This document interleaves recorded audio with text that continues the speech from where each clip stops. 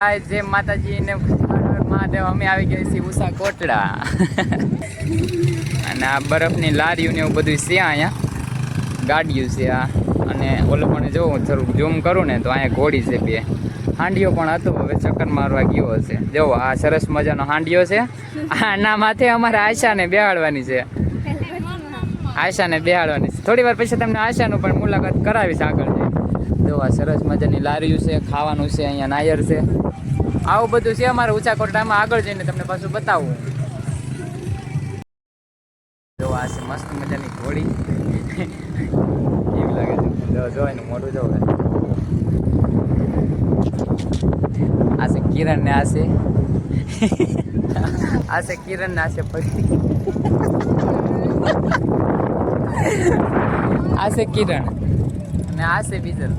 અમે આવ્યા છીએ કોટડા ફરવા માટે. કિરણ છે અને પડવી નથી, એ આયસા છે. બરાબર, ખાલી મજાક ફની માટે છે એમનો વિડીયો. સિરિયસ ન લેતા મિત્રોને. આ ઉષા કોટડાનું મંદિર છે, તમે જુઓ, દર્શન કરી લેજો લાઈવ. ઉષા કોટડા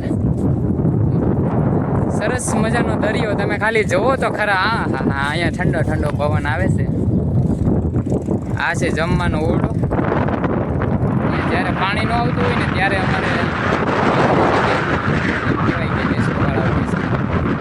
વાળા હોય, હાંડિયા વાળા હોય ને આ ગાડીઓ વાળા હોય છે.